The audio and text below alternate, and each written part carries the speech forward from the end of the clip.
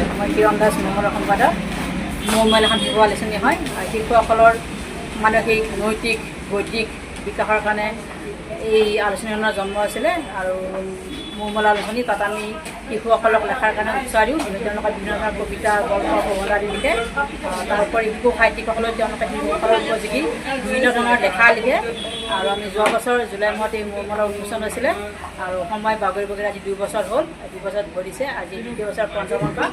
আৰু আমি শিশুসকলৰ কাৰণে বা ছাত্ৰ ছাত্ৰীসকলৰ কাৰণে যি প্ৰচেষ্টা হাতত লৈছিলোঁ সেই প্ৰচেষ্টা আমি ফলৱতী হোৱা বুলি আশা কৰিব পাৰোঁ কাৰণ ইয়াত মানে আমি শিশুসকলক যি ছাত্ৰ ছাত্ৰীসকলক যি এখন মঞ্চ দিছোঁ লেখাৰ তেওঁলোকৰ পৰা আমি যথেষ্ট সঁহাৰি পাইছোঁ আৰু আপোনালোকে আচৰিত মানিব যে এই মোৰ আলোচনীখনৰ প্ৰায় এতিয়া কমেও 30-40জন শিশু লেখক ওলালে শিশু সাহিত্যিক ওলালে তেওঁলোকে এতিয়া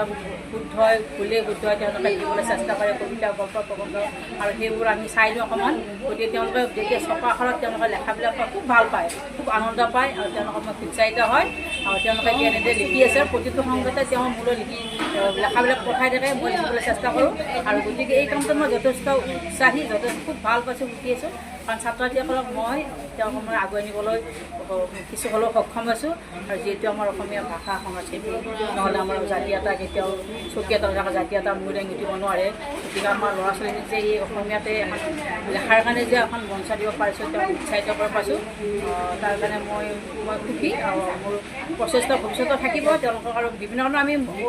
এই মঞ্চত আমি বিভিন্ন ধৰণৰ প্ৰতিযোগিতা পাতোঁ যেনে আমি যোৱা বছৰত আমি কবিতা প্ৰতিযোগিতা পাতিছিলোঁ ছবি অঁকা চিত্ৰাংকন প্ৰতিযোগিতা পাতিছিলোঁ তাতো আমি তেওঁলোকৰ পৰা যথেষ্ট সঁহাৰি পাইছিলোঁ আমি আজি তেওঁলোকক আজি বঁটাবিলাক দিছোঁ তেওঁলোক বিভিন্ন অসমৰ বিভিন্ন চুকে কোনে আছে তেওঁলোক তাৰ পৰা আহিছে আৰু আজি ইয়াত সমবেত হৈছে আৰু আজি অনুষ্ঠানটো বিশেষকৈ আমাৰ শিশুৰ কাৰণে হয় ছাত্ৰ ছাত্ৰীৰ কাৰণে হয় আমি তেওঁলোকক প্ৰচাৰকলৈ সুবিধা দিছোঁ তেওঁলোকৰ গান মাত নাচ কি ভাল পায় তাক কৰিব দিছোঁ আৰু তেওঁলোকে ইয়াত আহি আজি খুবেই ভাল লাগে যেন মোৰ অনুভৱ হৈছে আৰু তেওঁলোকে মনত এটা নতুন উৎসাহ লৈ তেওঁলোকে আগবাঢ়ি যাব আৰু ইয়াৰ পৰা ওলাই যাব আৰু ভৱিষ্যতেও তেওঁলোকে এনেকৈ আমাৰ মহলৰ লগত জড়িত হৈ থাকিব আৰু ভৱিষ্যতে তেওঁলোকে আশা কৰোঁ নিজৰ ভাষা সংস্কৃতি সাহিত্য চৰ্চা কৰিব আৰু ভৱিষ্যতে এগৰাকী বিখ্যাত লেখক হোৱাৰ কাৰণে আমি বছৰেকীয়া গ্ৰাহকৰ ব্যৱস্থা কৰিছোঁ যিসকলে মোৰ মেলৰ সৰ্বাংগীন উন্নতিৰ হকে কামনা কৰে সেইসকলক আমি বছৰেকীয়া গ্ৰাহক হোৱাৰ কাৰণে মই আজি সভাতে অনুৰোধ জনাইছোঁ আমি বছৰেকীয়া গ্ৰাহক হ'বলৈ হ'লে আপোনালোকলৈ এখন আমি আবেদন পত্ৰ আমি বনাইছোঁ সেই আবেদন পত্ৰ আমাৰ সম্পাদিকা কিৰণ দাস বাইদেউৰ পৰা আপোনালোকে সংগ্ৰহ কৰিব আৰু সংগ্ৰহ কৰি যাতে বছৰেকীয়া গ্ৰাহক হৈ আমাৰ এই মোৰ মেলৰ সৰ্বাংগীন উন্নতি কামনা কৰে তাৰ কাৰণে মই অনুৰোধ জনাইছোঁ তাৰোপৰি আমি মোৰ মেলৰ সৰ্বাংগীন উন্নতিৰ কামনাৰ্থে মোৰ মেলৰ যিটো আমাৰ পুঁজি নাই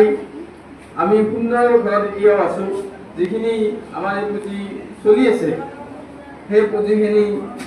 আমাৰ মাননীয় সম্পাদিকা কিৰণ দাস বাইদেউ গ্ৰহণ কৰি আছে আমি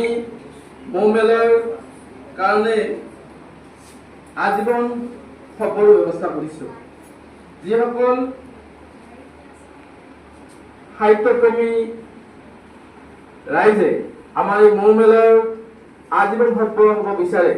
সেইসকলকো মই আজীৱন সফল হোৱাৰ কাৰণে মই অনুৰোধ জনাইছোঁ আশা কৰিছোঁ আপোনালোকে যাতে বছৰেকীয়া গ্ৰাহক আৰু আজীৱন সফল হৈ আমাৰ এই মোৰ মেলৰ যিটো পুঁজি যিটো টনকিয়াল কৰাত সহায় কৰে আৰু এই পুঁজি টনকিয়াল হ'লেহে আমাৰ এই মোৰ মেলখন যাতে মাহে মাহে প্ৰকাশ কৰি থাকিব পাৰোঁ তাৰ কাৰণে ব্যৱস্থা কৰি প্ৰকাশ কৰিব লাগিলে অৰ্থৰ প্ৰয়োজন আমি ঠিক এনেকুৱা ধৰণৰ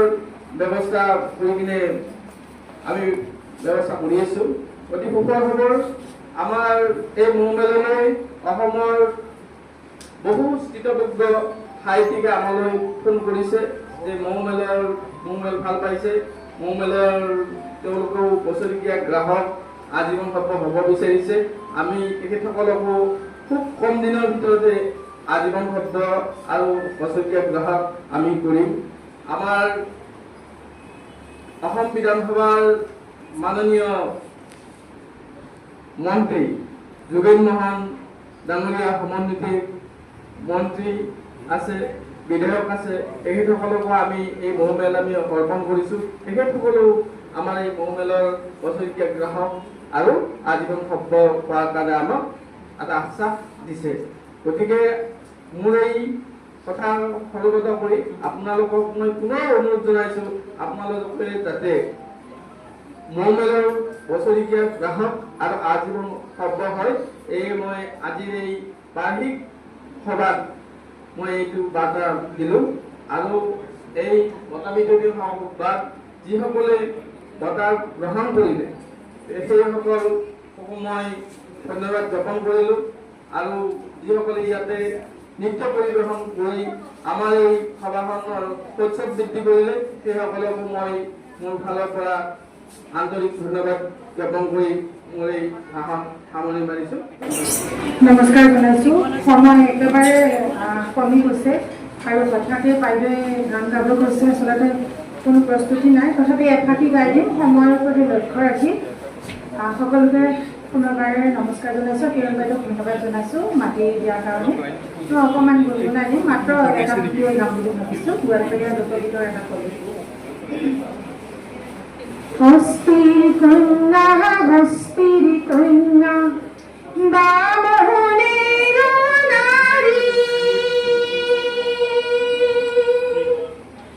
মাথায় নিয়া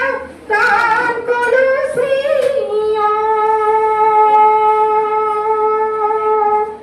ও সখী হাতে সোনার ঝাড়ি সখী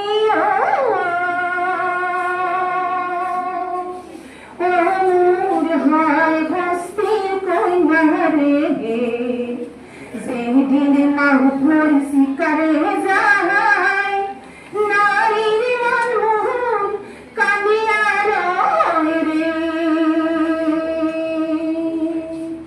হস্তির কন্যা হস্তির কন্যা বামনের নারী, মাথায় নিয়া চান কলসি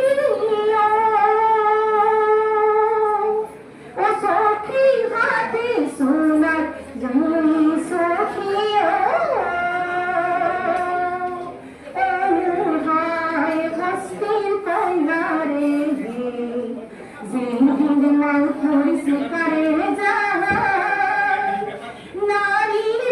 মন কান্দিয়া রয় রে।